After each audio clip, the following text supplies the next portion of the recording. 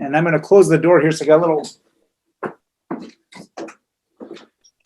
Okay, so this is Individual Psychology 101, and usually people will refer to individual psychology, Adlerian psychology, but it's Adler actually did not really feel a need to make it his psychology. He had a name for it that was individual psychology, and that's what I refer to it. Even the Adlerian Conference is a North American affiliate for Adlerian psychology. He would have referred to it as individual psychology. And my organization is MASL, so I'll kind of talk to you about my organization as well. So we'll go by the nomiker MASL. We're the Milwaukee affiliate for social living. And we have a three-tiered mission. One is we promote personal growth. Two is we promote professional development. And three, we promote community enrichment.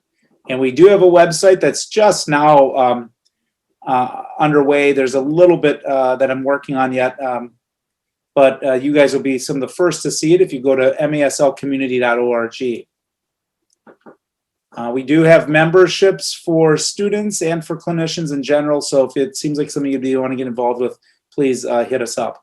And that email is also, I also have an email, maslcommunity@gmail.com. So I gave my email earlier, our official MASL email. You can get me that way too, maslcommunity@gmail.com.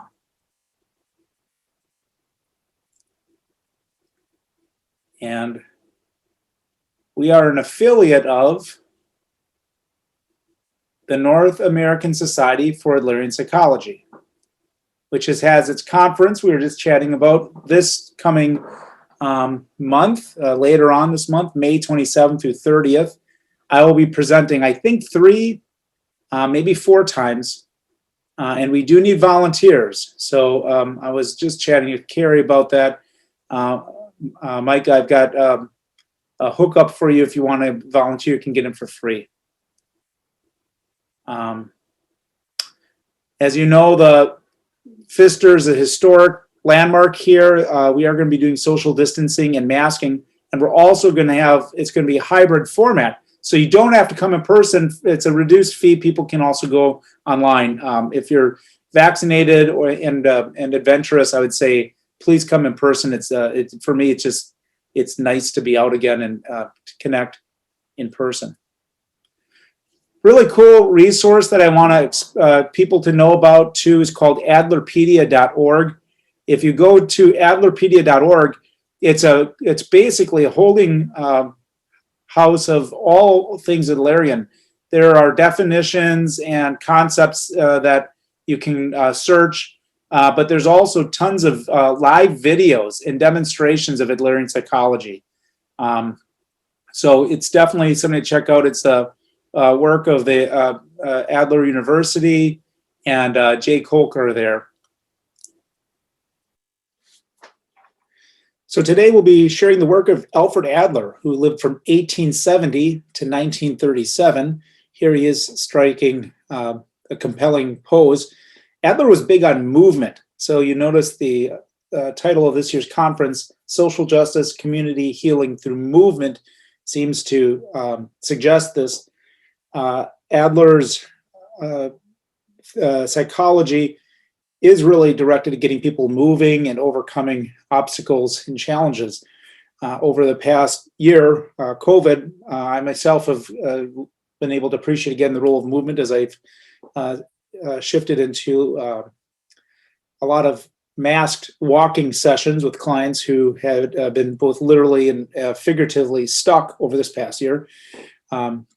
By keeping people moving in their lives and in their choices, and then just literally physically, we have the capacity to direct energy and also to help people establish a more active role in with regards to their own self-care.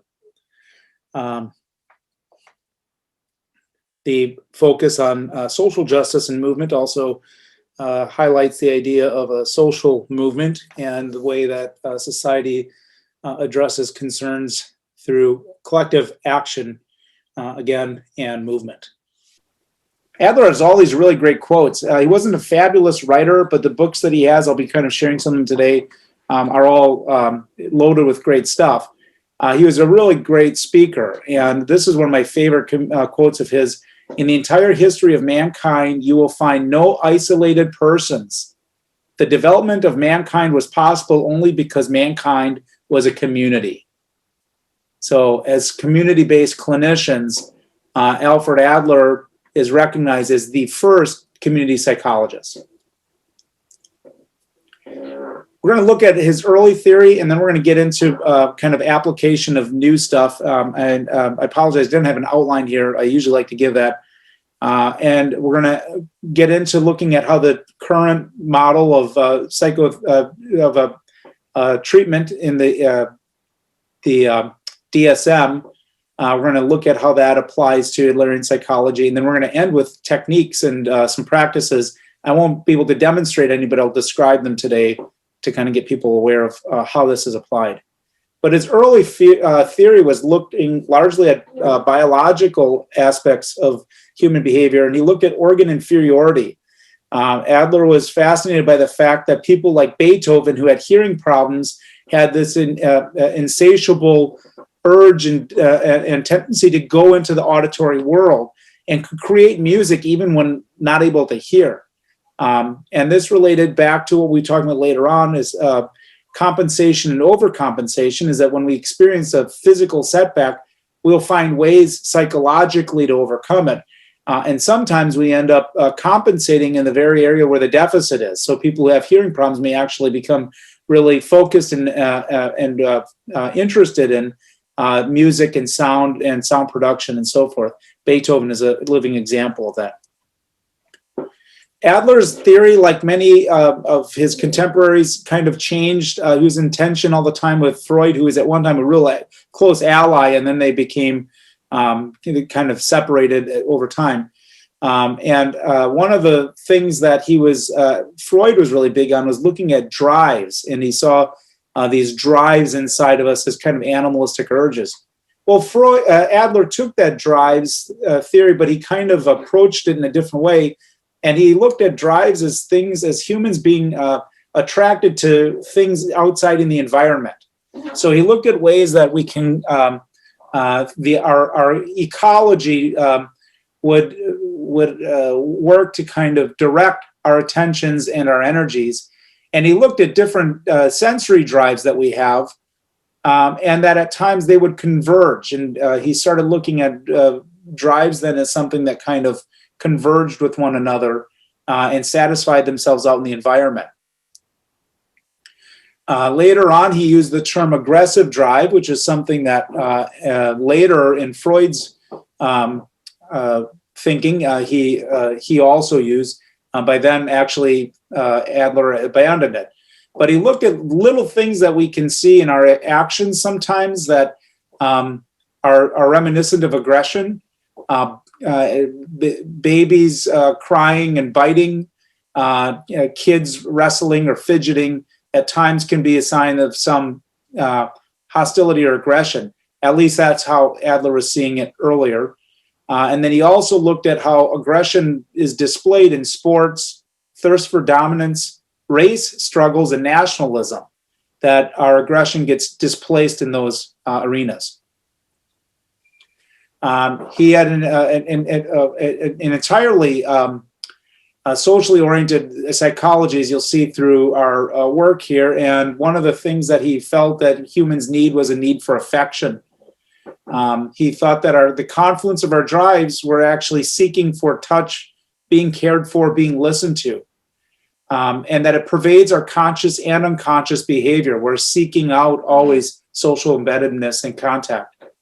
We have a strong need for affection, and that stays with us through life. And that affection and need for affection is mitigated by culture and social demands. We have strong social feelings as humans because others really are so necessary to our own growth and development.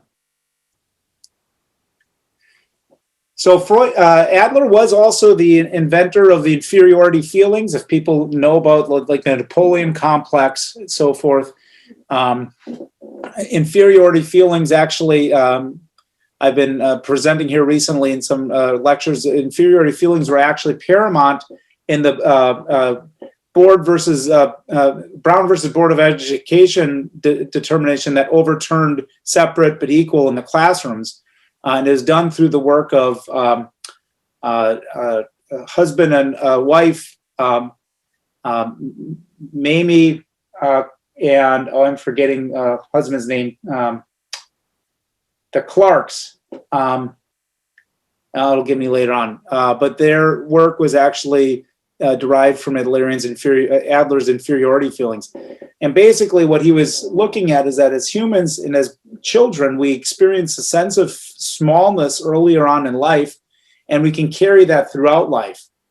Now, this feeling of inferiority can have healthy manifestations or unhealthy, and a healthy manifestation is when we try to better ourselves and overcome obstacles. And an unhealthy manifestation is we try to lord over others and make others feel smaller in comparison to us. Adler's wife was a staunch feminist and very outspoken in women's rights, and definitely shaped his thinking. He was enamored with her view on femininity and masculinity. Oh, and Micah, we lost her and she's coming back in. Oh. I'm not quite sure why let me try to escape it. There we go. Emitter, there we go. And we're going to share again. Micah, I hope you're back. Yes. Great. Share. Great. Super. So what his wife brought to his perspective is that it was preferred and desirable to be manly, and that for us in society, even women would have this sense of needing to man up at times, which really came to the sense that men were valued higher than women in our social ecology, and that Adler looked at things as an egalitarian. He saw perhaps men and women may have different roles in families or society, but these needed to be equal.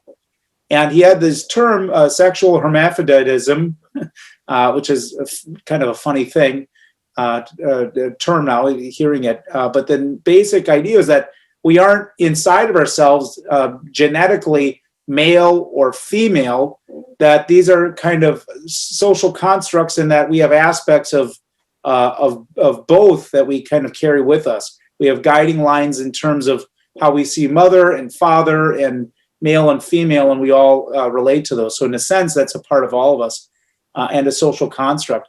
He also had this really cool term, which a friend of mine said really needs to be the name of an indie rock band, masculine protest. I think that is kind of a more accurate, I think, term than sexual hermaphroditism. Masculine protest is, again, how we attempt to man up or cover up some of our vulnerabilities in masculine displays. I often point out to people that in our society, it's appropriate for and okay for women to wear sweatpants or jeans to feel more comfortable, but we kind of would make fun of it or light of it if a man were to wear a sundress for the same reason. And in actuality, if we're really just looking at comfort, a sundress was delightful to wear on a day when it's really hot. So why do we seem to see that as a diminishing thing for men? But it's okay for women to dress in traditional male clothing, which underlies, again, there's a preference for male gender. Adler was talking about this back in 1910 already. Adler really eventually moved past these other concepts, though, and although they're still in his work, what really became really important to him is this idea of striving, and the confluence of drives actually led to this eventually. And the notion that we have this universality of striving. All of us as humans strive. and that striving is a part of our adaptation. It's how we overcome things. And the picture's a little grainy, but if you look at the picture on the right, you may notice, I guess it's on the right. I guess you'll notice that the thing that runner does not have is legs.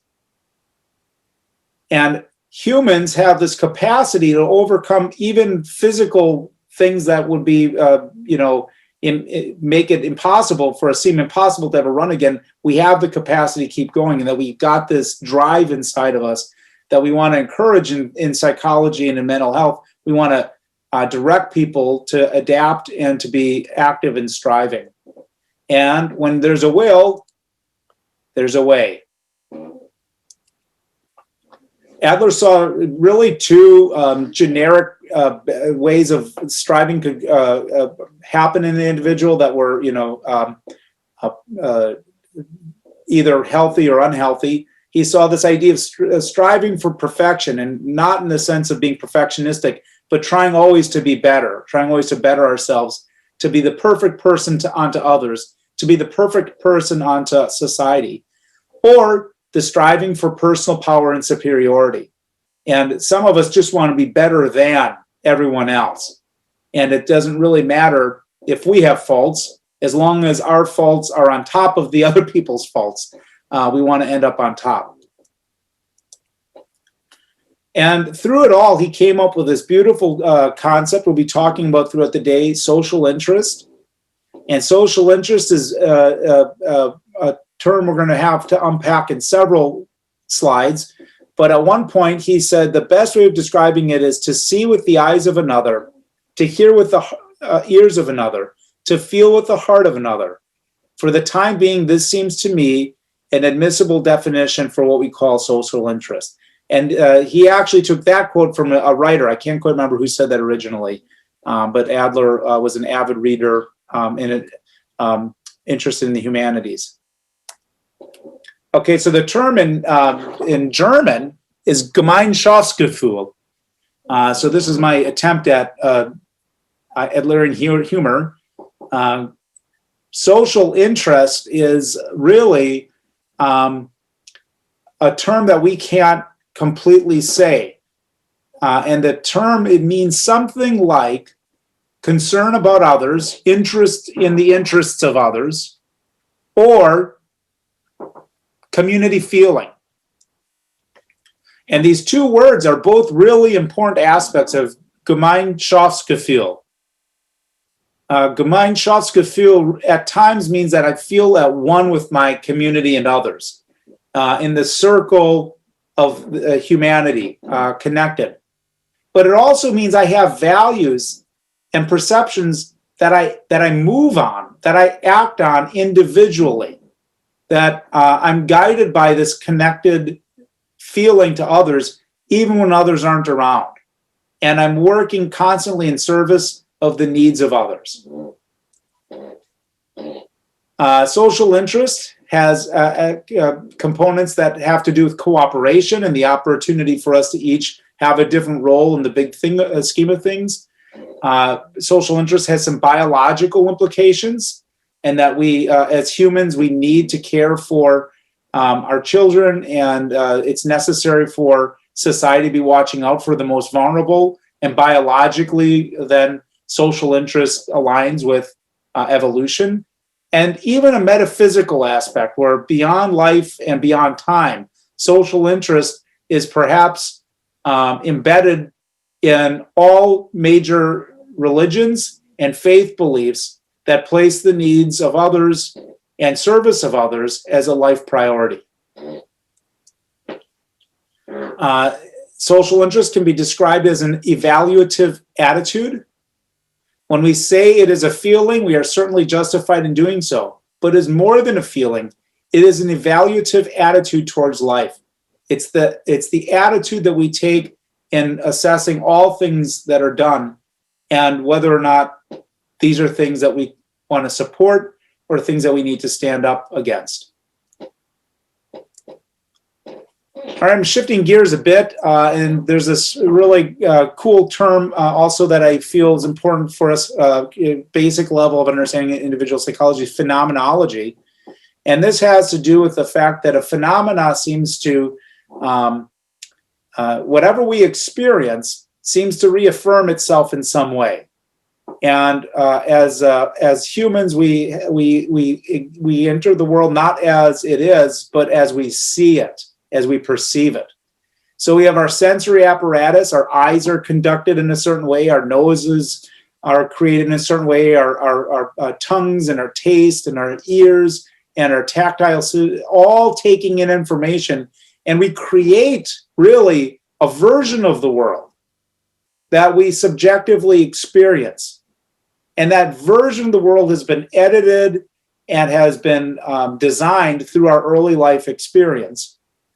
And then how we perceive what's happening is read through that filter. And therapy, at times, we may work with somebody who is difficult seeing or hearing or whatever. And in our society now, we can give vision to people who can't see. We can give hearing to people who couldn't hear. So we have technology now, we have therapies now that actually can correct sensory apparatus, which was something that was not occurring in Adler's time. But we as clinicians, we also have the ability to change through therapy, through psychotherapy, how people perceive their experiences. And through their choices and their behavior, then they can reconfigure how they experience others also. That they begin to exchange and interact with the world in a way that's better.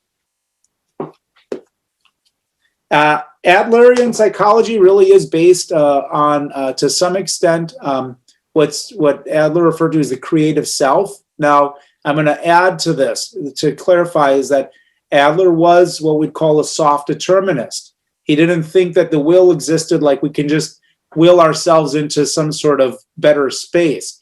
Our lives are shaped by our biological apparatus and our genes and by the things that we experience. So we have some limits. But within those limits, humans are always finding creative solutions to new problems. And that we're at our heart a very creative species. And I think of Wilson on Castaway with Tom Hanks, when having no human contact at all, no social interaction whatsoever, Tom Hanks created a social entity in Wilson the ball. His creative self actually made for him a companion. And as humans, we have this constant need for connection with others, and we have this creative self, and sometimes when we don't have a world worth living in, we create it within our own subjective experience. Adler was interested in the degree of activity. So I have days where I'm a sloth off to the left there, and then I have times that I'm on the trapeze. We really have to look at our human experiences, one where it demands participation and that where we need to be active. And again, I said earlier, the idea of movement. I'll sometimes go walking with a client and just say, we're not even going to talk about what's bothering. We're going to go out for a walk and get physically moving because activity begets activity. I have clients that are sometimes saying, like, I'm taking naps all day. I can't get out of bed. And I said, it tires me down to have that many naps. You'd think it's rejuvenating, but in actuality, your body creates habits and routines, and then it learns to metabolize energy and store energy in a certain way based off of that principle. So we have to get clients moving to actually get them to be able to move past the emotional and the social circumstances they're in. Adler had a form of typology, and what this means is he was able to look at people in categories. So if you think of social interest in one domain, maybe going up and down, and degree of activity in another degree, he had basically 4 quadrants where we may find ourselves at any given time. And because we're creatures of habit, we may end up inhabiting one of these quadrants more than others. So in therapy, we're always kind of watching for which quadrant the person may have gotten stuck in. And the first one is the getting type. The getting type is, as you see, this girl raising her hand, passively wanting to give the answers, or the family taking in entertainment and wanting to be entertained. They have an interest in others. They have an interest maybe even in pleasing others, but they have kind of a passive way of engaging in meeting those needs, those social needs. They want it to come to them.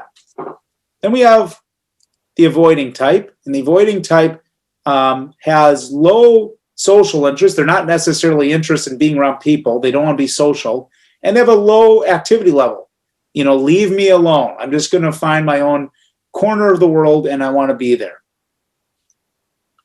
Next, we have the controlling type, and the controlling type have a high degree of activity. They really don't care about other people. They may see people as a means to the end. They're not really concerned or interested in other people, but they see that others can get them what they want. And then what we're striving for is the socially useful type. And I have a scientist here. I really think we often think of socially useful type and social types as like, you know, teachers and social workers. But for me, it's any skill set that you have. If you do it with social concern and the rights and the betterment of the world, kind of as a part of it, that you're in a contributory headspace, you're a socially useful type, an accountant, an honest accountant, an honest politician, an honest scientist, but also somebody who's really good at baking groceries and wants to make sure not to crush other people's eggs. Somebody who wants to make sure that your shoes fit just right. They're not just going to buy something you don't need, you know. These are people, you know, this is what really directs healthy social living. Adlerian psychology has two basic senses of how we take in the world. We can look at common sense on one side, which is like how the world really is. And this requires us to be objective and put judgment aside and to seek out and be curious and listen to other experts and to value other people's opinions. And then we have private logic, which was just like me thinking whatever I think is true, and I don't want to be disrupted in it. And when people are in a funk, oftentimes they're stuck in the world of private logic. They're not able to see things in an objective way. They're not able to see the forest through the trees anymore. They see it basically from the standpoint of it's not working for me, so I'm, you know, I'm discouraged and I'm not motivated. There's this theme throughout Adlerian psychology of being goal-directed, and fictional finalism is what we're really shooting for in the end. And all of us as humans at some point in time have to really ask ourselves, what are we really here for? What are we really shooting towards? What's the object of our desire, really? And that in the end, we get what we really want. It's just that maybe we didn't really want what we wanted. It's the false goals that we sometimes for us, maybe motives for goals that we have that can get us into trouble. In individual psychology, there's also basically 3, and some will say 5, but we're just going to talk about 3 today, life tasks. These are things that life demands of us one way or the other, and we have to kind of come to terms with. First one is love and intimacy, finding kind of partnering up. Adlerian psychology in its history was like other psychologies at the time, rather heterosexist. Adlerian psychology now looks at partnership not necessarily as being hetero or needing to be heteronormative, and we look at any form of relationship that we find ourselves partnered in as being a goal and a task in life that is worth the effort. We also have work, whatever it is that you contribute, and keep in mind, even people who are unable to work, even people on disability, still have to do work. They have to do something to contribute, and they may knit things for people, or they may watch people's children, or they may do things that cook for others, that doing things that give their life meaning and purpose. And usually, again, there's a sense of giving and contributing to society. And there's a whole separate thing then that Adler talks about. We don't think about in our society too much, but I think we don't realize, but community, and this is social life. This is being embedded in our community, whatever it is that we want to connect with in our larger community. All right, so with that, you can kind of look at, Adler had this generally, would describe it as an evolutionary priority. And on one hand, we can put our striving towards, the idea of striving towards perfection will direct us through healthy relationships, through work, and through community. And this is what Adler referred to in the earlier strive in socially useful behavior. But then you have people that are just shooting for, personal superiority or trying to feel better than others, or even feeling better than the moment. And it can send us into circumventional paths. And Adler identified drugs, crime, and delinquency, and self-harm as all examples of behavior that had maladaptive, from a social evolutionary standpoint, maladaptive aspects. And he equated those always as striving for personal power. First 5 years are very impactful, so we really have to think about when we're raising children. Oeli was talking about 2 babies, and how do we, what are the values that we're going to place around our children, and what are we going to give them and teach them and guide them? How are we going to instruct them in terms of what's important? And you've got these, I guess, 5 different examples here of early in life, what life might be like.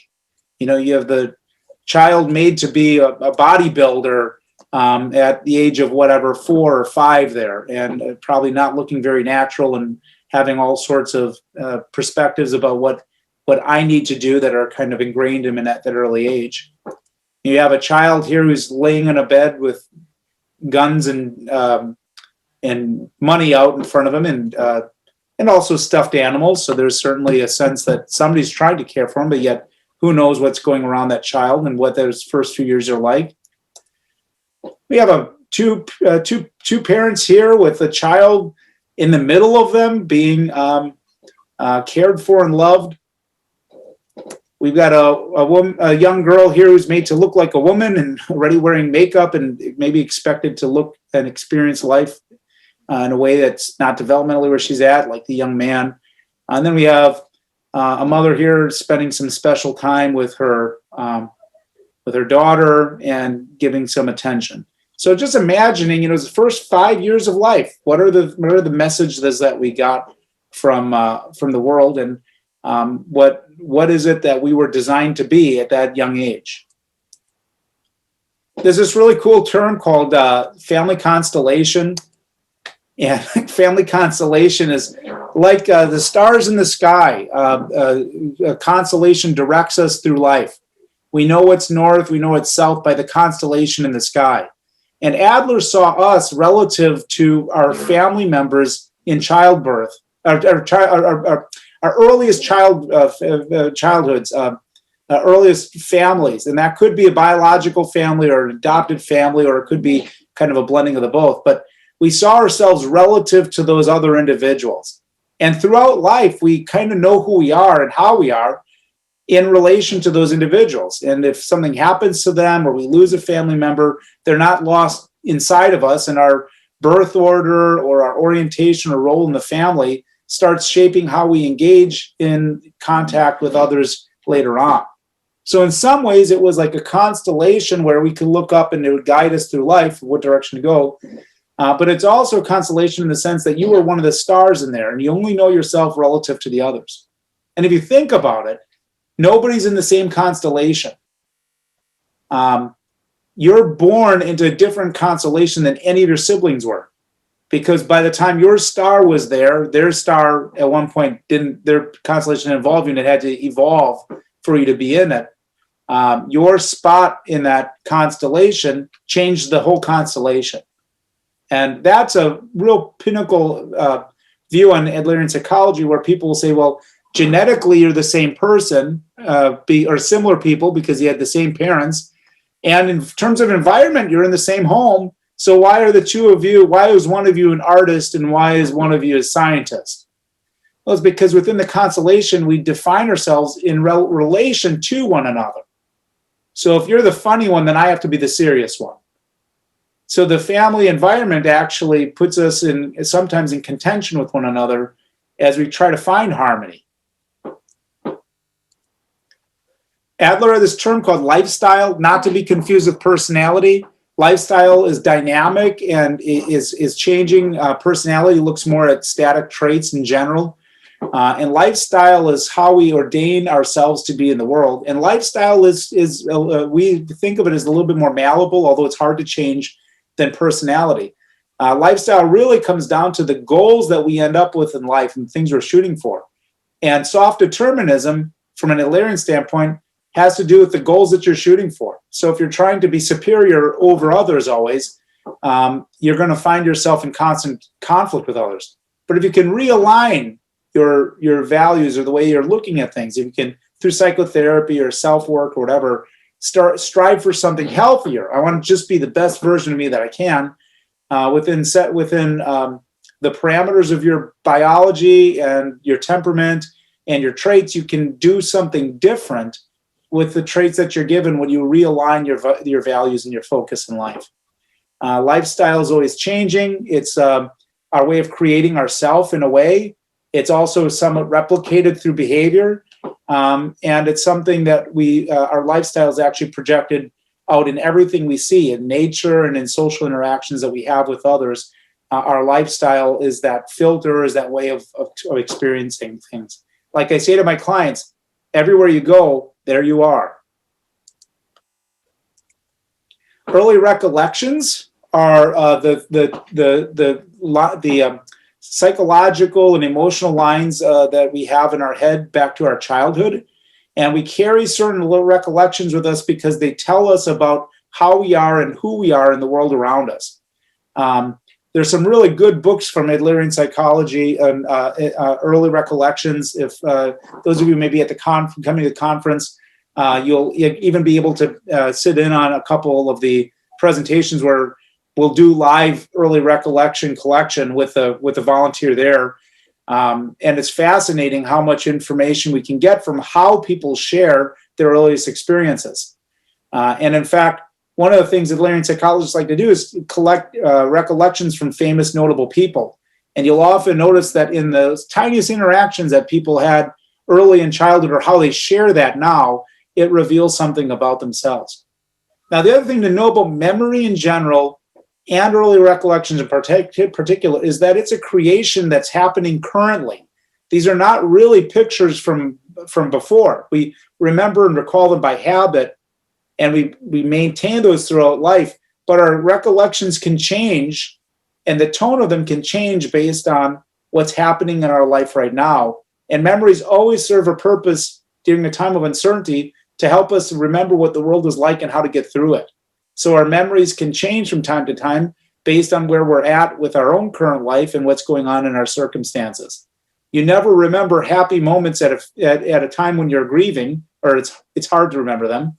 And it's also really hard to remember the bad times when things are going well because of the way our memories are loaded and how they serve us. So Adler was ahead of the time in being able to kind of understand that functional aspect of memory.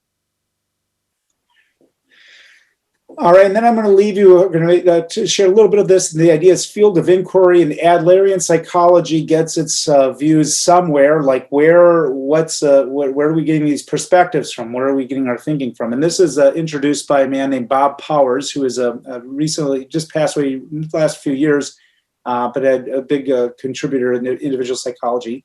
And he saw a field of inquiry in individual psychology as being biological. So we are interested in biology and biological processes and humans as biological organisms. But we're also cultural too. We're cultural entities. We find, and this is one of the reasons that Adler and Freud separated, is that Freud was not as tolerant of the idea of culture really being formative in changing how we are. He wanted to look at people in a more generic way. And he had a particularly Western way of looking at using measuring and looking at people. And then transactional, and transactions are the interactions that we have with others. You know, if I give you something, you feel compelled to give something back to me. So he also looked at that as being an aspect. And if you kind of look at those three things working together, Individual psychology takes aspects of all that and synthesizes them. All right, now, normally this would be a good time for questions. I did promise I'm going to try to stay focused and going through, but I know I threw a lot at you. Is there anything that people want to unmute or ask about right now before we go into this next section, which is going to be looking more at treatment and psychopathology? No? All right, great. Since we're all here together, you're never interrupting, you're a part of the experience, so if people think of something that you just have to say or ask, feel free to unmic and share. Okay, so psychopathology and treatment is we are, as clinicians, we are interested in treatment. We are interested in psychopathology, and we'll kind of know what, why, people are suffering, why are they suffering? That being said, Adlerians are not, except for the fact that we need to for insurance purposes, I rarely feel compelled to find out what a person's diagnosis is. I'm usually trying to figure out what's bothering them and how to help them, which is different. And diagnosis is kind of an artifact of our medical system right now, where we're looking at pathology as being a broken thing within us. And for me, and for most of my Adlerian colleagues, we look at things a little bit more dynamically, and we look at circumstances and biology all contributing to where people are at a given time, and we have to look at it constantly. And whether a person meets a diagnostic criteria or not rarely has much to do with why they're here to see us. Adler had a really good book that kind of set the tone for his thinking early, 1916, The Neurotic Constitution.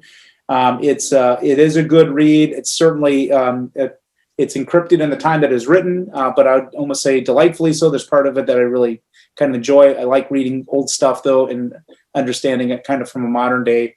But he was really trying to get away from Freud's more mechanistic way of looking at things, and he started turning to things like philosophy to understand how humans operate. And that kind of changed the tone and the tenor of how he approached psychology, and began looking at people more individualistically, but also in social context. And when he used the word individual, he was really looking at something more like the word indivisible or unitary or holistic. Psychopathology and Psychotherapy is a book that came out here recently, I guess in the last 5 years or so. Actually, the most recent edition of it, this is probably the first version was, I think, maybe from the 80s. But this is now applied to looking at the DSM-5, and it's by notable Adlerians, Len Sperry, John Carlson, who actually was living in Lake Geneva until he died a little while ago, and then John's son, or Len's son, Sperry, who was actually, I believe, named after John. And then Jill Duba Sarbauer, I have not had the pleasure of meeting her. General worldview of psychopathology in Adlerian psychology. So basically the way Adler saw it and Adlerian see it is that we have, at some point, without intending, we have a mistaken view of ourselves, others, and the world, or mistaken lifestyle, or mistaken goals. And related to this, a basic sense of inadequate social interest. And we're going to always be thinking about this for the task at hand. Now, we all have different strengths and assets, and there might be areas where we have tremendous amount of social interest, and our lifestyle may be really working well for us. But we run into something, a stressor, and we're unable to cope with it, and we weren't designed to deal with it. So then we end up, from that scenario, having increased feelings of inferiority, and then we strive to feel better about ourselves or our situation in ways that's not consistent with social interest. And safeguarding behaviors, which Adler referred to as defense mechanisms as safeguarding behaviors. So things that we do to make ourselves feel better about ourselves, but they're not necessarily really better for us. Abnormal, then coming out of that is what we call as abnormal or problematic behavior. Adler had the term inferiority complex, which is basically when somebody gets stuck into thinking that they can't get better and views themselves as perpetually inferior to all circumstances. we end up with a lot of safeguarding or defensive behaviors and problems in living. So whatever it is in the DSM, you can kind of break it down to these things are going on at some basic level.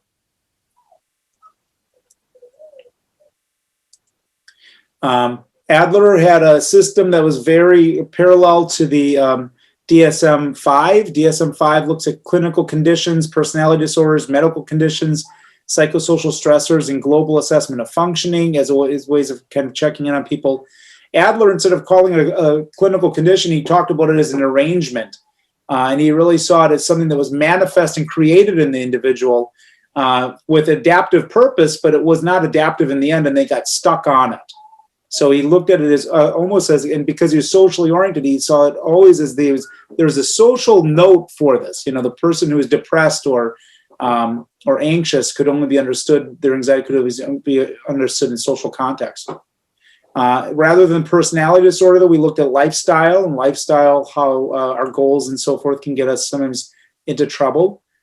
He looked at physical, medical conditions in terms of organ inferiority and things that our bodies may not be doing well, or metabolism problems, or physical illness that's got us now feeling not like ourselves. And then organ jargon is what he called what we'd call nowadays body talking. Somebody says they got a stomach ache or a headache and they can't function in a certain way, but there's not a real medical, it's not like they have a fever, it's not like they have the flu or something like that. They're having muscular tension, and it's created by the circumstance that they're in. And their body's basically saying something. Like when your child says, "Mommy, I can't go to school because my tummy hurts," what it's basically saying is, I'm afraid and feel incapable to meet the demands of school. It's intimidating and challenging. There's threats there that you don't understand, and I don't want to have to confront them on my own. But the stomach creates a language that a mom understands and the kid understands, and that is, I can't handle it today, Mom. Then we have the life tasks that we're looking at. I'm always, if somebody's coming to therapy, I'm thinking, okay, well, what has got you here? It's a relationship thing. It's a work kind of thing, or it has to do with your community life, your social life. And I usually find with most intakes, all three have some sort of work that they're trying to work towards. I'm sorry. Yeah. I think you skipped one. The shock. Oh, shock. Yeah, great. Oh, yes. Thank you, Oele. You were on it. That's the most important one. All right. So the shock, or the exogenous factor, it's fun to say. Exogenous, the thing that's outside of us, that's the cause, factor. And what it basically means is there's certain things in life that I'm not equipped to deal with. Now, I have a lot of social interests. I care about others. I'm aware of what I need to do to be a good person or whatever. But there's certain circumstances that maybe my upbringing or my experiences up until now weren't ready for. And that's when the shock comes in. And it's interesting, it doesn't always have to be a bad thing. Now, Adlerian psychology is highly trauma-informed in the sense that we were looking at this exogenous factor. It's like, I'm going out into the world and I get mugged or attacked and assaulted, and now I feel like the world is violent. I was going through the world in a naive kind of way that things are safe and okay, and now I feel that I have to be on guard all the time. So physiologically, I'm on defense, I'm hypervigilant, and I'm having nightmares and experiences that I can't undo. So I'm living in this kind of aftermath of the shock. But it also can be somebody wins the lottery and they weren't prepared to have like copious amounts of money. They've always had to work for every dollar they have. So now they have all this money and they have friends that they don't really trust. After a while, they start living in a way that's not sustainable. So it could be something good that happens, but the shock, the exogenous factors, the thing outside of me that sent me into a position where now I feel like I'm out of balance. Good catch. Okay. And then in a sense, there's only two diagnoses though in the Adlerian psychology. There's the yes, but, and the no. and life demands things from us, and we can say, yes, but, I know I should do it, but, or no. And life, yes, but, is tasks that maybe we know we need to do, but we're going to avoid or stall them. It's like the person on the end of the pier going back and forth before they're jumping in to learn how to swim. I mean, I don't know if I can handle it. Anxiety does that. Depression does that. Depressive disorders, anxiety, somatic, I got a headache, I got a stomach ache. These are all substance dependence, maybe to some extent. I know I have to do it, but I just can't do it now. So it's kind of, they have a way of keeping us from really submitting ourselves to the thing. And then there's the no. And no happens in times where our bodies and our functioning just basically say, I am not going to play the game of society.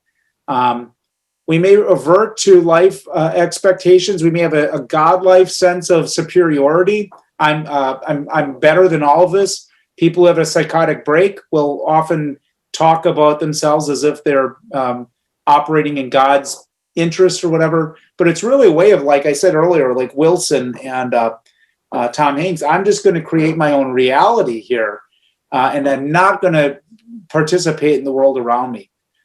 Psychotic delusions, pronounced mania, and dissociation. And although we really look at psychotic processes, rightfully so, as being largely brain embedded, because we know there's a high genetic loading for psychotic processes, there's also a reality that not everybody who has genetic loading for it actually manifests psychotic processes. It's circumstances that they run into that maybe not ready to manage that can contribute to things like poverty, things like abuse, things like being a refugee, an immigrant. This is something that's interesting, is that research has now found that if you take a war refugee and you displace them and you put them into an unlike community, an unlike environment from Iraq to Milwaukee, Wisconsin. The language is different, culture is different, norms are different. The more different that society is, the more likely the person will develop and manifest psychotic processes and psychotic symptoms. So it's being kind of without a social rudder. There's no way to be connected or embedded in the world, and we're facing some hardships. So there's a sense that sometimes the no is because I can't handle it and I won't do it. But sometimes the no is socially contrived. The world won't give me a chance. The world won't allow me to be a part of it. And that's where those processes, the more problematic processes, not just depression, but depression with psychotic features or whatever, it's when you start seeing those. Psychosis, we look at in the same way. So this kind of is we're just talking about again. We have the vulnerability plus life conditions, decision-making, self-training, and discouragement leads to the psychotic processes. Now, that was way back in 1968, they're saying that. They've updated the model somewhat in 96 with stress plus brain-mind vulnerability, which was de-emphasized at one time and is now more rightfully emphasized. Coping and self-training and decision-making. It's interesting is that one of the most important ingredients in helping people with psychotic disorders out of their psychotic disorders is life training, skill development. Yeah, the medication is important, but there also has to be a capacity for me to be able to communicate with others again, figure out how I can take care of myself in a way that I can be independent and autonomous, budgeting, simple things of that nature. For some people, others need to be taught and understood. So there's more to treatment with psychotic processes than just medication. Depression, we kind of have people that are sometimes organized around guilt, and then sometimes people that are organized around past external occurrence or past misfortune, bad thing that happened that I'm never going to unlive. And that Adler said the categorical imperative of melancholia, which is what we used to call depression, is act, think, feel in such a way that as if the horrible fate that you have conjured up has already befallen you and was inevitable. Now, more recently, research in science on depression has more or less affirmed this. depressive clients will score really low on hopelessness, and also they'll have the 3 P's. They'll see their circumstances as permanent, pervasive, and personal. And with those 3 P's, it's like there's no sense. It's all me. It's all the time, and whatever it is in all circumstances, it's going to be that way. So those are circumstances where, as if the thing that's most possible thing has happened already. So depressed people, it's not like it's that bad thing's going to happen. It's like it's already happened and I can't get out of it. And that's what makes depression so hard to treat. We have anxiety. Adlerian interpretations of anxiety have panic disorder, agoraphobia, and obsessive compulsive disorder. And the goal there is to separate ourselves, create distance between us and life tasks. So I'm just kind of trying to avoid things that I'm not quite ready for. Agoraphobia, anxiety, neurosis, and all forms of phobia may originate at this point, individuals' unwillingness to admit defeat. We don't want to fail at something. But whichever may be, it fulfills its purpose by blocking to further activity. So I can't fail if I'm not going to ever get out there and try. So these things actually hold us hostage instead of bringing us into the world and facing the things that we need to overcome. Thus, what is desired or obtained, namely the ordeal, is evaded without disclosing, even to its owner, the hated feeling of inferiority. So we hide from ourselves the fact that we're afraid and we're not wanting to fail. And we distract ourselves then in ways physiologically and psychologically that keep us in a way safe from failure. Then with anxiety of generalized anxiety disorder, post-traumatic stress, and social phobia, it's a little bit different. And in these scenarios, what it is it seems to be a copeless appraisal of future catastrophic failure. So it's basically like there's something that is happening that's so bad and the future is so dire that I don't even want to get, I have no coping devices that allow me to face the future again. Substance abuse, Adler looked at, and then later on, Adlerians looked at as also somewhat of an escape mechanism. Substance abuse is not a unitary disease affecting all individuals in the same way. And although sometimes it's approached that way, I think it can be very problematic when you look at things in that rigid format. With substance abuse, one of the things that happens is the voice of the community has typically been silenced. It's we stop listening to what other people are wanting from us or expecting or what they're feeling, and we're really focused on our own subjective experience. Belonging is often found among other users, so we're all going to have fun together, so we don't have to worry about what those other people are saying. Holism, no one cause. It's multidimensional, so it's like we don't really look at it as being just a genetic predisposition, although that's part of it. And then teleology of purpose, as has to do with our purpose. Goals may be around making life easier, pampering ourselves, insulating ourselves from failed tasks or threats associated with life tasks. Oh, I've been reading those ahead of time. All right, let me follow my... So the first now, somatoform disorders is when our body's communicating to us what we're needing.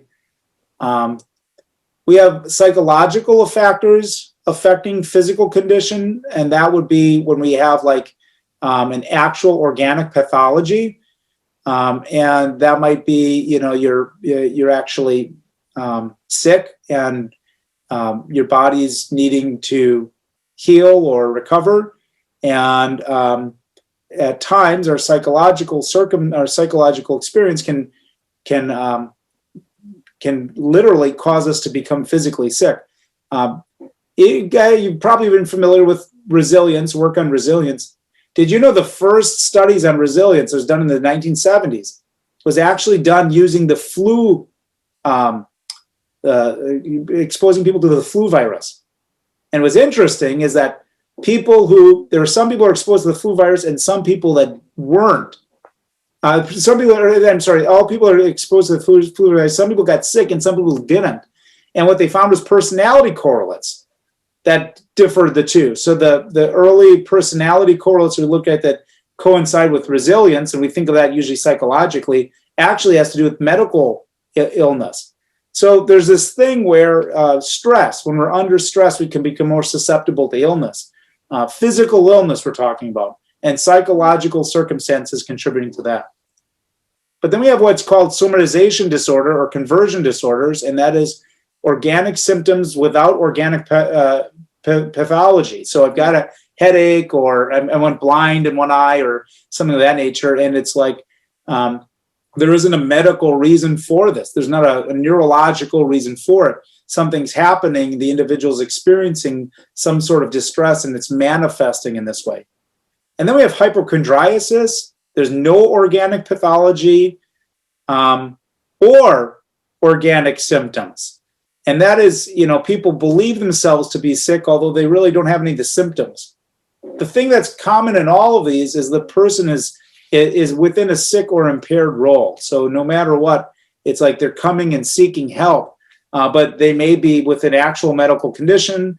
They may have a physiological experience, but they're not really even, but not a medical reason for it. And they may be just believing themselves and convinced to be sick, although they don't even have physical symptoms. But the thing that's common in all those is the idea of being sick or impaired. Then we also have dissociative disorders, which is the last one we're going to look at. And we have things like dissociative amnesia, dissociative fugue, depersonalization, dissociative identity disorder. And in these situations, we split off from consciousness. And what we've learned more and more is that this is based in trauma.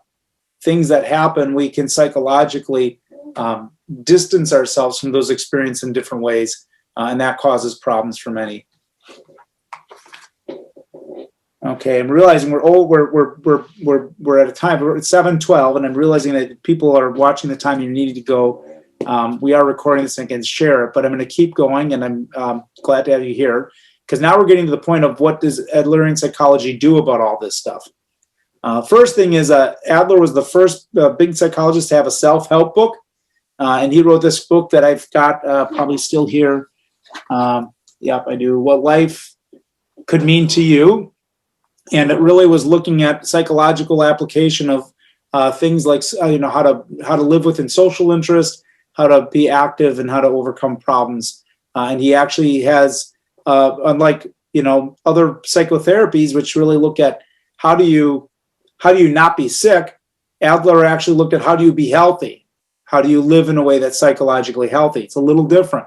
Just not being sick is not enough. We want to be able to be actually healthy. There are two books that are really for interpreting, two really good ones for interpreting lifestyle, and I'd highly recommend picking up either one of these. At different times, I've liked Manual for Lifestyle Assessment better, and then at different times, I've liked The Key to Psychotherapy better. But these are both great books, and they really describe how to do lifestyle inventory with a client. So you sit down with somebody, you collect early recollections, and you also find out about their early childhood, and you find out what their problems are right now. And by the time it usually takes about, 10 to 12 sessions to get all the information, but you really can have a neat blueprint of where they're at and where they're trying to go with it. And almost always you can identify underlying assumptions or beliefs that get them into trouble. There's also Just Early Recollection Interpretation. That's a part normally of lifestyle lifestyle inventory, but early recollections can be collected by themselves, and I used to do it during assessments.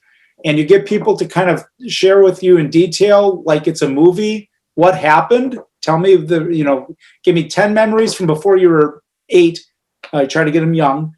What happened in the memory, and then what was most vivid, and then you ask some follow-up questions, and you can get a really neat blueprint. And you really can only understand the memories when you get a bunch of them. If the more that you have, the better. You can start seeing patterns. Adlerians are really big on child guidance. This has been for a long time. Adler actually had, I think, 28 freestanding child guidance clinics in Vienna before he had to leave because of the war. But these were all free, and they were basically open to the public. And a lot of the perspectives that you're going to get at the NASAP conference, for those of you that go, on parenting. They're the same basic things that he was saying in 1912. He's really ahead of his time. It gets 1920s before he was doing parenting stuff. But these are three of my favorite books in parenting, and they're still, all of them, very good today. Children, the Challenge is probably, it's the oldest, and you can tell when you read it.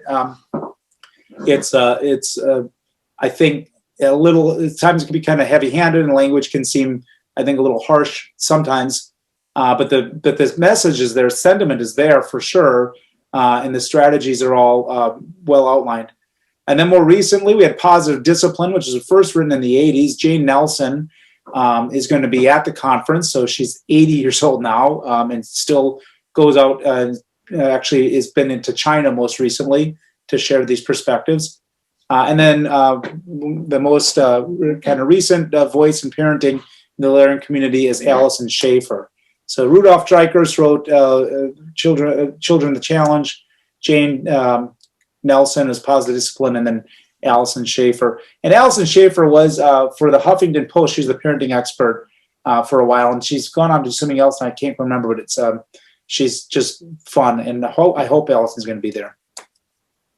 But all of them, all three of those books will talk about something that Dreikers brought up, and that's the goals of misbehavior. And when children, even adults, misbehave, there's usually a motive or an intent behind it that's kind of good or intending to be good. First one is attention. Kids will sometimes just want attention and need attention. And I like to think of that as a need that children have, and not necessarily like a greedy want. You know, oh, he needs attention, so we're going to do to give him more attention. Power. Children need power and have the ability to make decisions and choices in their life. And when they feel like they've been robbed of it, they'll get greedy for it. Revenge. Children that have hurts, that have experienced upsets, will take it out on their parents. And I'll have parents all the time. They're doing the punishments. They got the star charts out. They're doing whatever they can to try to, get the kids' behavior to be better.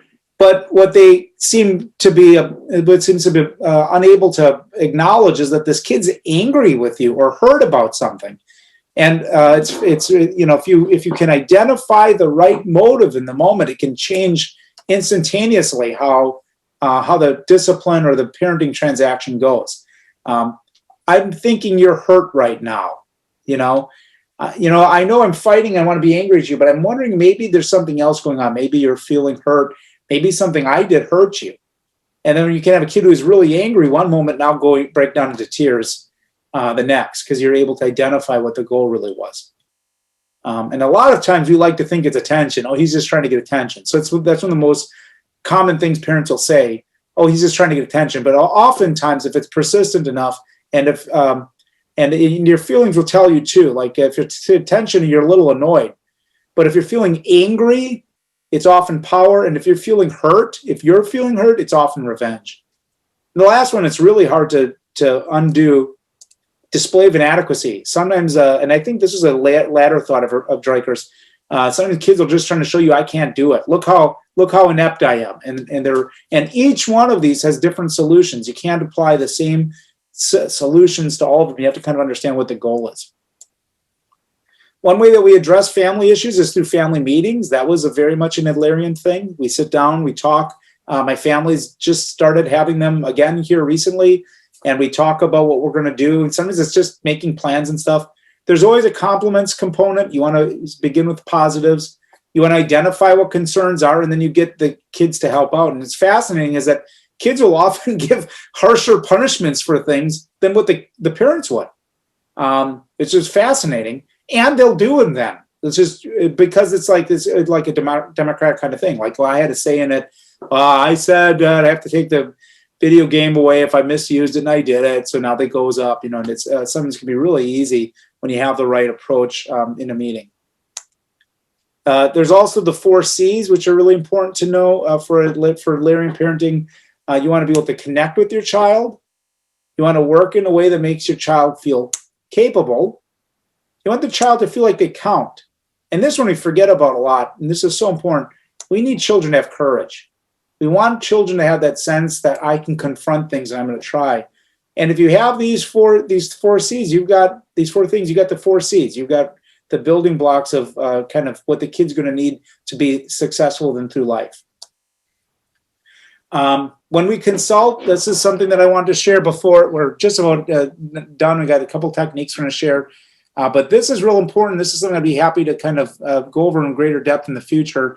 And I just learned this recently myself. But my mentor and the people I'll be presenting with in conferences here, Wes Winget, has this way of conceptualizing. And that is when you're working with a case, you want to go around the six-sided hexagram here. And the first thing is we look at on the bottom, Adlerian theory. We're kind of thinking from a theory. What would the theory say about all of this? We want to look at empathy and how empathy is played out by the therapist, and also looking at empathy as being a component for healing going forward, like we're trying to promote empathy. Then we have encouragement.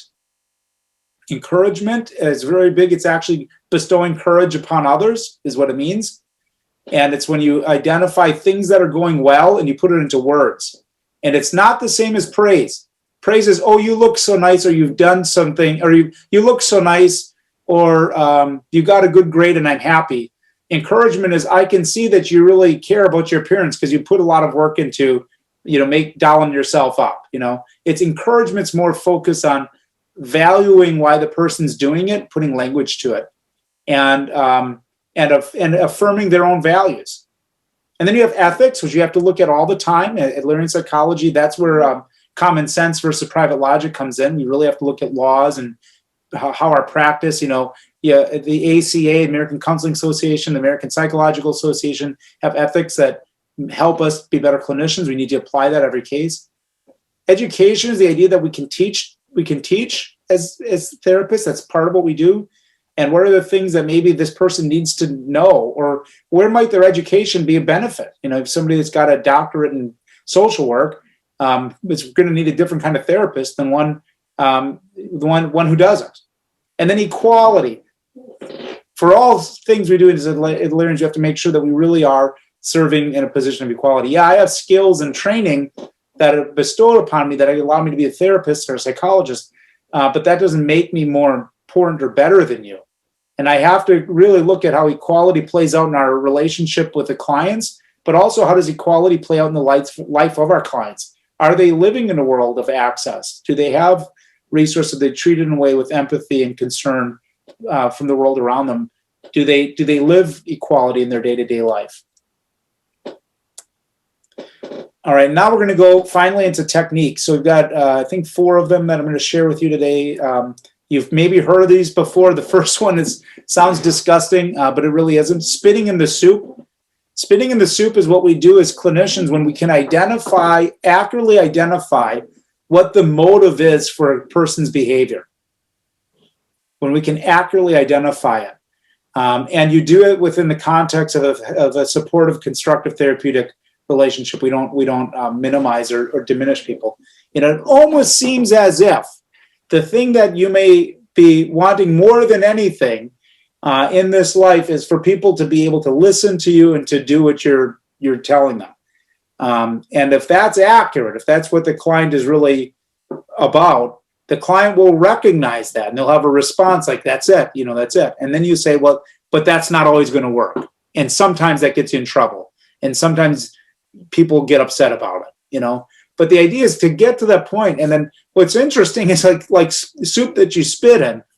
If the behavior is problematic, at some point you want to stop eating it. It's like, you know what? Now that you put it that way, I'm not quite sure if I want to engage in that. I think maybe there's another way I can get that need met. So that's called spitting in the soup. This is really big. This is great. I do this all the time. The typical day. And when clients talk about everything being bad and awful or chaotic, start at the beginning of the day, get me to the end of the day. What happens in a typical day? And for most of my clients that have chronic mental health concerns, we end up with a daily routine, and we end up with a weekly routine, and then we even do a monthly and a yearly one. And if you can get through that, if people can kind of give you an idea of what is happening in a typical day, and then start planning out some better stuff. But one of the things you'll notice a lot of times typical day activities is if you get them to talk about their typical day, problems will replicate at different times throughout the day.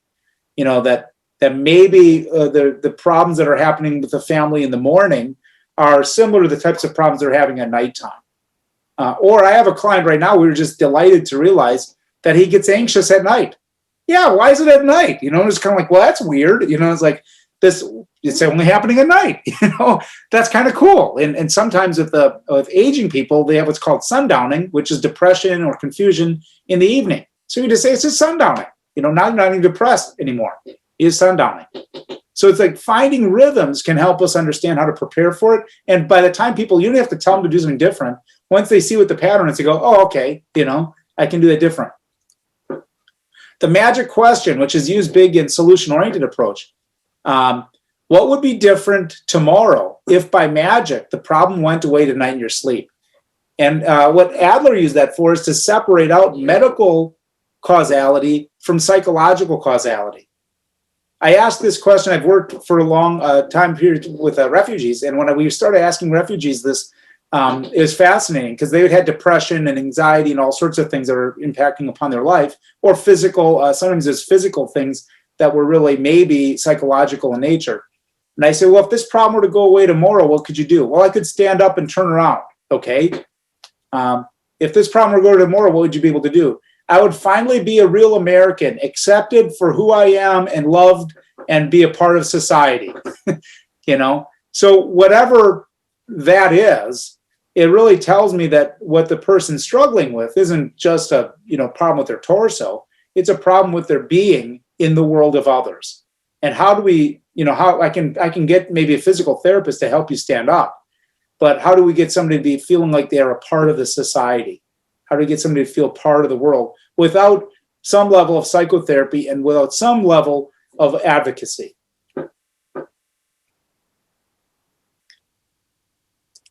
And we have the rule of numbers. Oh, I guess I got 5 of them. This one I forgot about. So this is fascinating, is that if you have a client, looking at numbers and ages in particular can be very important. I had a kid, somebody just recently, his behavior was really bad. His behavior started really bad when he's 18 months old. 18 months old, he was really bad. And I said, that's awful. And he started talking about when things started getting bad. And then I said, what else is happening at 18 months? Oh, I was pregnant.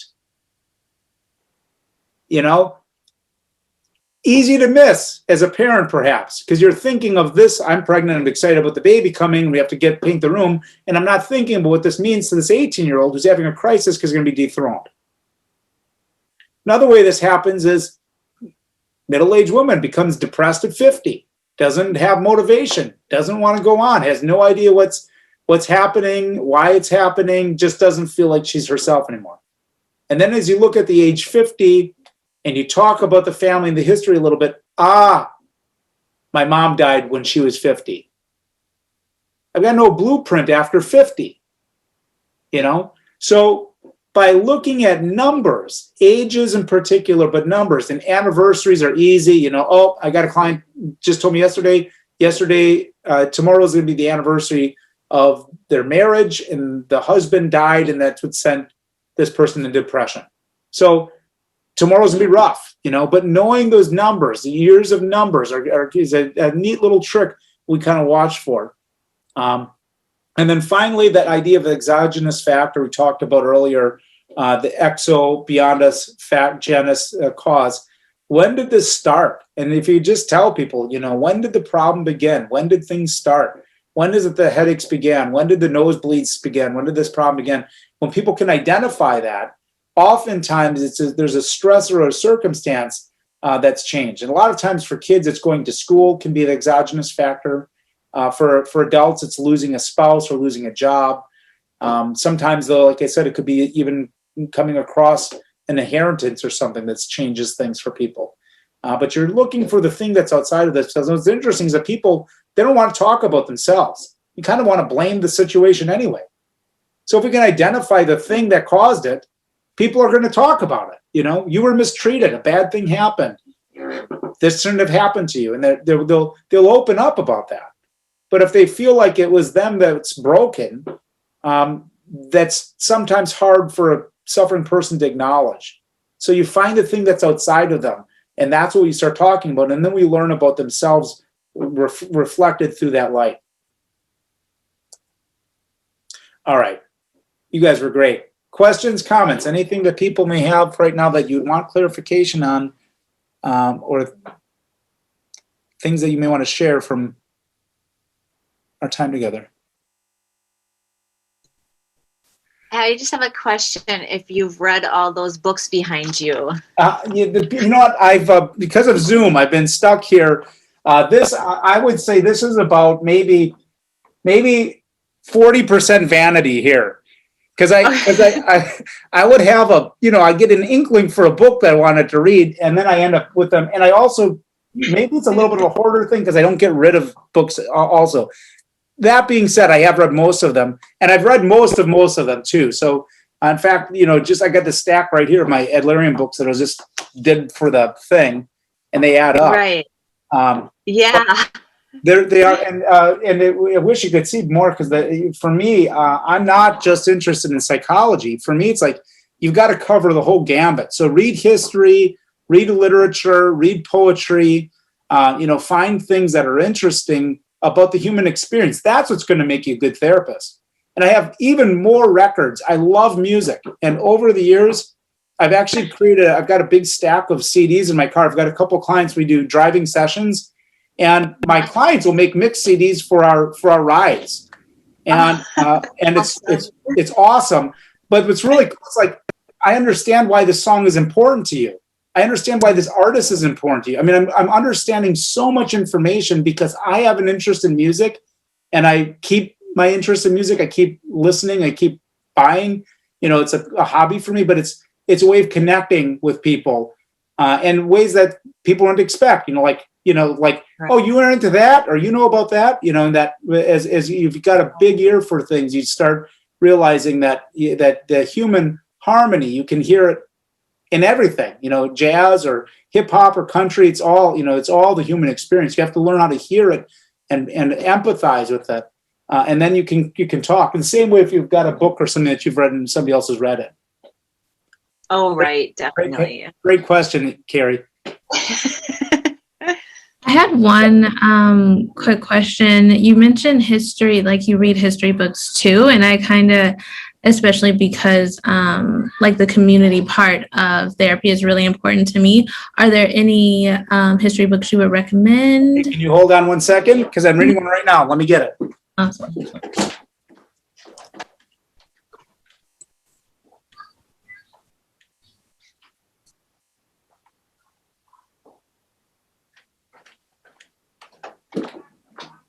Okay, buy this book today, and I'll even tell you where to buy it. There's a new bookstore in Bayview. My friend owns, just started. It's called Lion's Tooth, and they have this book. Oh, hold on. Let me turn off my share. There we go. Stamped from the beginning. History of racism in our society. And there's actually a history. So what you have to think about, and what the author does a good job talking about, is that our history is a racist history. There's, it's like there were, and what I mean by this is that there were behaviors, there were things that were done.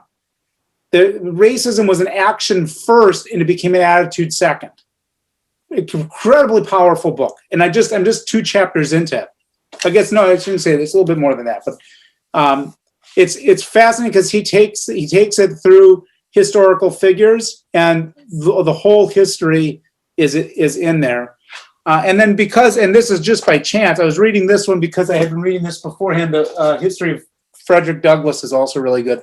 But these are American history. So for me, because I'm a Caucasian therapist who's worked pretty much my whole life in the inner city, I had to really get educated. I had to get educated about what our history really was. And I needed to understand that to kind of check myself.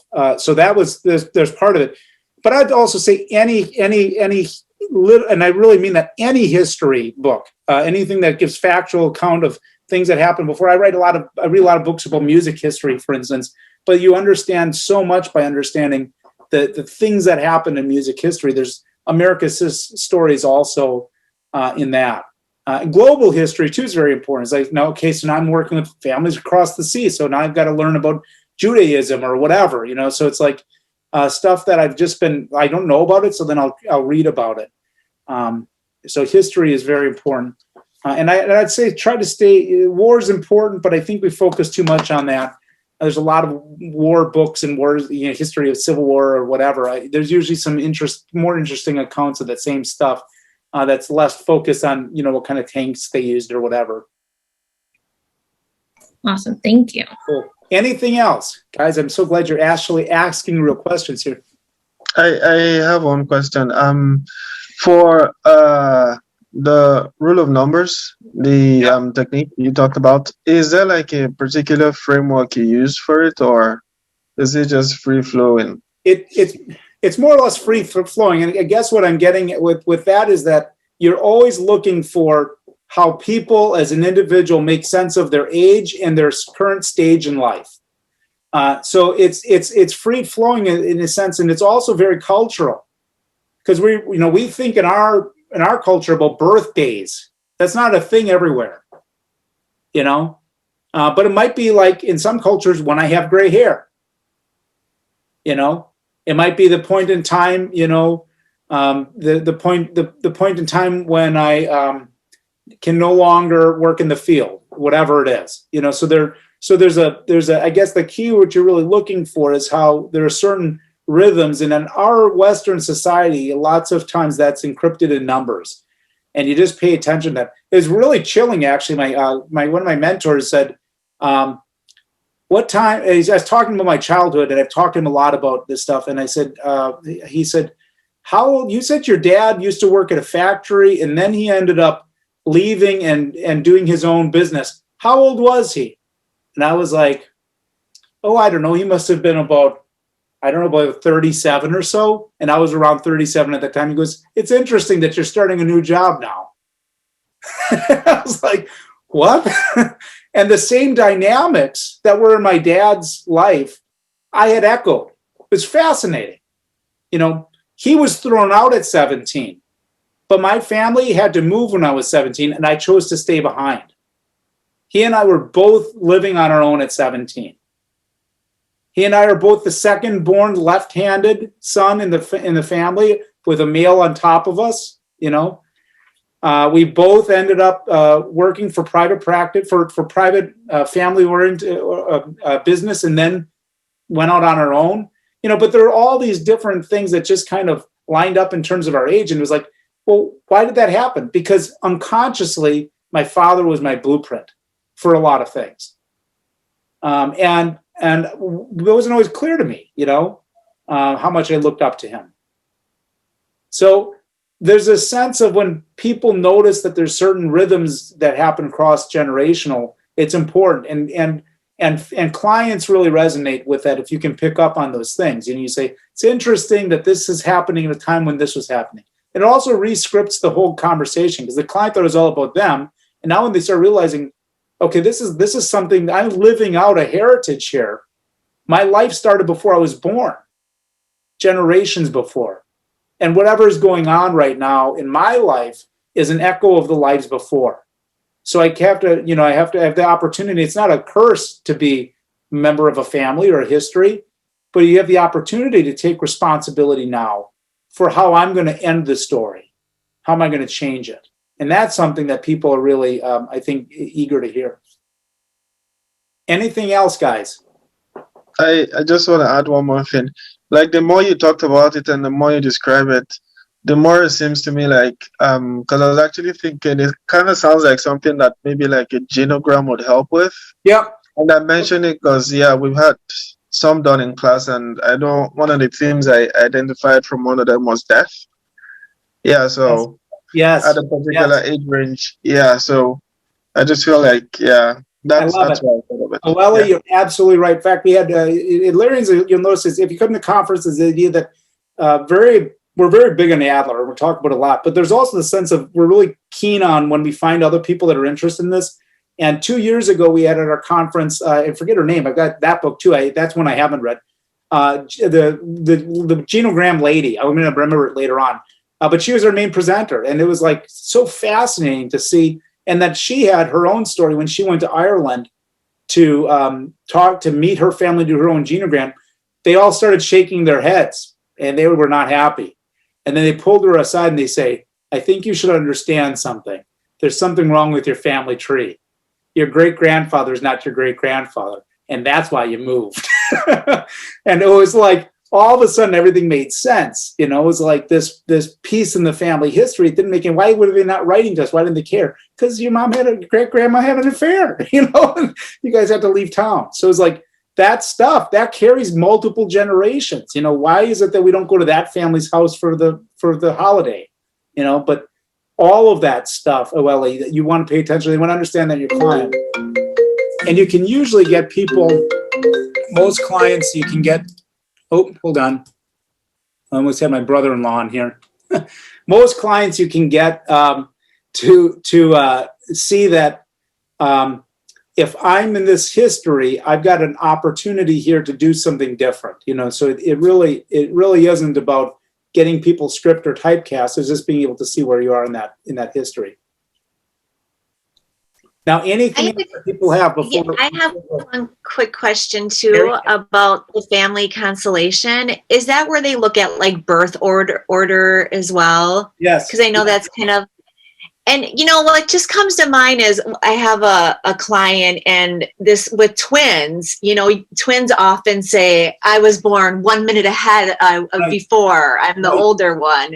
So I wonder how that all plays in and how much you guys look at birth order. Always. And what we always say, and I don't use birth order much, that's definitely 100% Adlerian, and I say family constellation instead, because what Adler is really interested in is the psychological birth order, which means, you know, if you identify with being like the oldest, now you might be, maybe you're the cousin, maybe you were a cousin and you have 3 cousins under you that you were living in the same house, you might be the firstborn, but you're also an only child.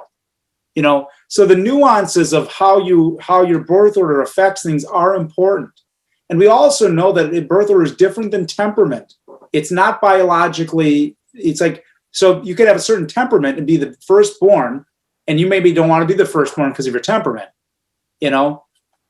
So the secondborn might get that, you know? So we're always kind of looking at that. And historically, especially when we're more patriarchal in the past and when money flowed through, and fortunately, none of my family ever had money, so I never had to worry about it. But inheritance, going to the first male, you know, that kind of thing. So being the first was important, you know. So there were certain social, cultural contexts that made first being important at times. That maybe doesn't matter anymore, or matters in a different way now, maybe. So it's always changing. It's always cultural. It's always dependent on the context. And I think we're really competitive and materialistic. So we may be competitive here about who came out first. And in some other cultures, that wouldn't even be a conversation that ever came up. Like the mom maybe never even paid attention. I don't know. I was giving birth, you know, you look the same. I had to name you each something, you know. So it isn't really about, you know, first. But here, first is big. In America, first is big. Anything else? All right, well, then I got one more thing I have to say to you guys, and this is very important. Fact.